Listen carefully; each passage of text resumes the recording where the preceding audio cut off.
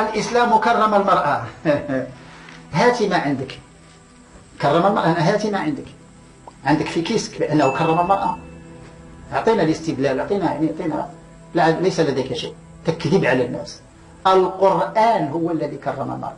المرأة مكرمة هنا في القرآن وليست في الحديث. في الحديث مضطهدة مقهورة منعدمة، ما كيناش. دائما النساء بالإسلام مظلومين. يعني شوفوا يا إخوة أو الأخوات تحديدا،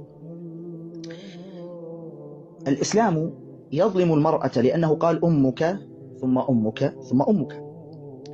الإسلام يظلم المرأة لأنه قال خيركم خيركم لأهله. الإسلام يظلم المرأة لأنه قال النساء شقائق الرجال. الإسلام يظلم المرأة لأنه قال وعاشرهن بالمعروف. الإسلام يظلم المرأة لأنه قال الخالة بمنزلة الأم. الإسلام يظلم المرأة لأنه قال عن الأم إلزم رجلها فثم الجنة. الإسلام يظلم المرأة لأنه قال عن البنات المؤنسات الغاليات. الإسلام يظلم المرأة لأنه قال رفقا بالقوارير. الإسلام يظلم المرأة لأنه قال في سورة البقرة ولهن مثل الذي عليهن بالمعروف. الإسلام يظلم المرأة لأنه الدين الوحيد الذي يعطيها حقها في الميراث، ولا يوجد دين على وجه الأرض يعطيها حقها في الميراث. الإسلام يظلم المرأة لأن آخر وصايا النبي صلى الله عليه وسلم قال أوصيكم استوصوا بالنساء خيرا. الإسلام يظلم المرأة لأنه يأمر الرجل أن يكد ويتعب ويكدح لأجل أن يصل إلى تلك الفتاة، لكي لا يتصور هذا الرجل أن تلك الفتاة رخيصة وسهل الوصول إليها. يبين له أن الوصول إليها صعب ولا بد أن تكافح من أجله. الإسلام يظلم المرأة لأنه يقول للرجل ملزم بالنفقة على زوجتك وعلى بناتك، يلزمه بالنفقة ولو كانت المرأة أثرى الأثرياء ليست ملزمة بالنفقة، بينما الرجل ملزم بالنفقة تجاه زوجته حتى لو كان راتبه $500. ظلم كبير للمرأة. فما رأيكم في هذا الظلم يا أخوات؟ ليته ينتشر هذا الظلم اليوم، فنحب هذا الظلم نحن، فلو طبقنا هذا الظلم ما رأينا امرأة مظلومة أساسا. ما رأيك؟ هلا شوف، أنا والله معك، مش يعني أنا نفسي أصلا أكون، بس أنا عندي بس شغل. طب ما هو أوكي كرمها بهذا الإشي، بس بالنهاية مثلا زوجها بيضربها عادي. هو كرمها. دقيقة بس، مين قال لك بيضربها عادي؟ ما هو في آية. لا أصبر شوي. حين جاءت النساء تشتكي إلى رسول الله صلى الله عليه وسلم من الضرب، ماذا وصف النبي صلى الله عليه وسلم من يضرب النساء؟ قال ليسوا بخياركم. أنت تصوري إن ما فيش آية في القرآن تقول اضربوا المرأة؟ تصوري؟ ولا فيه. لا ما فيش، أنا حافظ القرآن، ما فيش آية تقول اضربوا المرأة. إنه فإن خفتم منهن نشوزا فاضربوهن. هذه مش آية. أنا مش حفظتها. القرآن يقول واللاتي تخافون نشوزهن. واللاتي إيش؟ تخافون نشوزهن. يعني القرآن يتكلم عن من؟ عن الناشز. تفضل اشرحي لي من الناشز؟ اللي ما بترد على جوزها.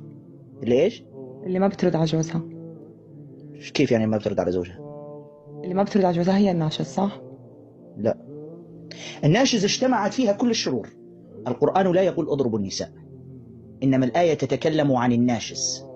إن لما تقولي القرآن يقول اضربوا النساء معناتها هذه شاملة لكل النساء، وهذا غير صحيح.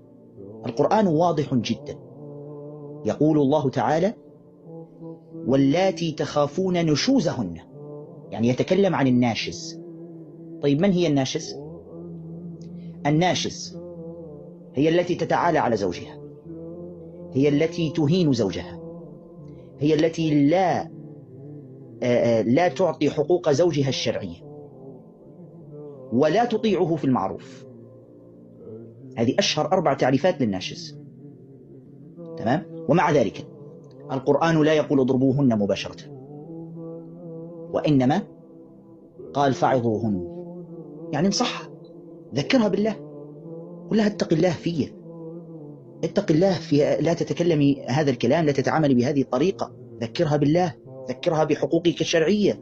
لو كانت امرأة تخاف الله سبحانه وتعالى ستتراجع، ما تراجعت.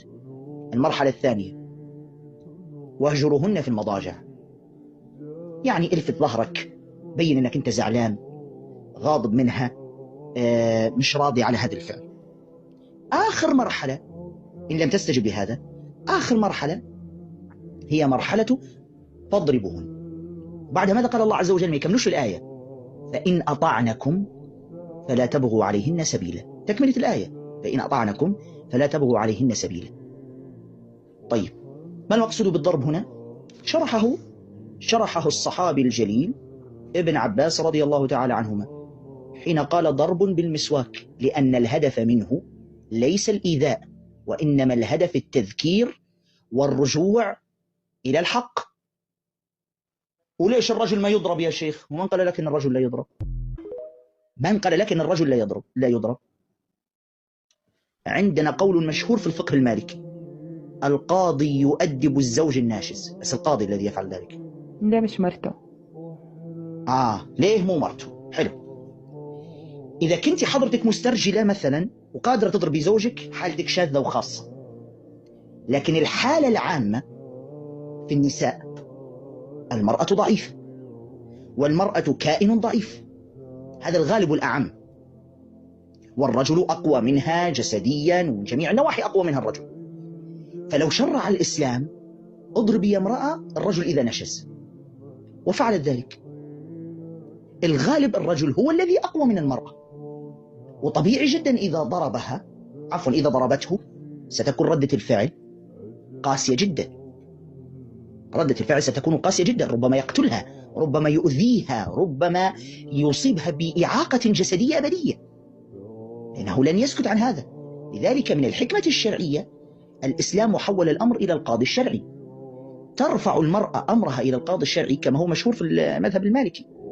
مذهبنا نحن مشهور في ليبيا ومعروف مذهب الإمام مالك بن أنس، وبعض الفقهاء قال بذلك، واعتمدوا على نصوص في الشريعة، يعني مش اجتهاد شخصي منهم، أن يحول الأمر إلى القاضي الشرعي، والقاضي الشرعي ينزل العقوبة على هذا الرجل الناشز إذا آذى امرأته أو ظلمها بغير حق فيعاقب.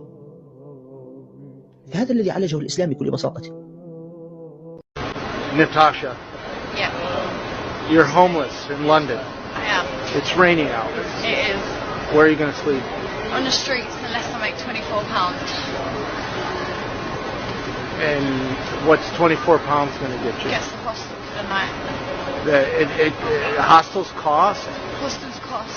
Yeah, unless you get a hostel from the council. Oh, so then the council pays for it? Yes. My gosh, and you've got crutches? Yeah, I called Step to see me up from sleeping on the streets.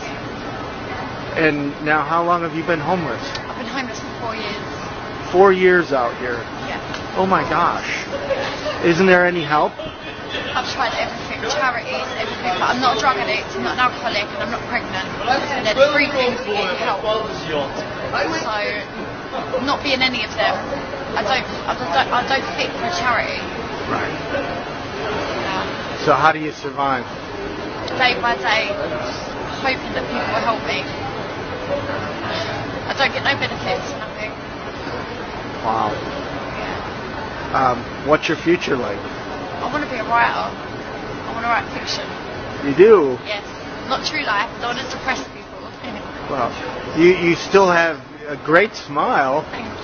So, and what are you doing are you writing? What do you... I write every day. I write every single day. Well, yeah. great. Yeah, and being in hospital, I was in hospital for like 3.5 weeks. Okay. So I did a lot of writing. Wow. If you had 3 wishes, what would they be? What would they be? Right. Just to have somewhere to live.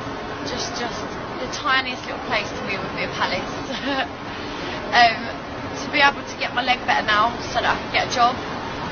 And basically to be looked at like a person a lot of the time. Well, thank you very much for talking to me. Thank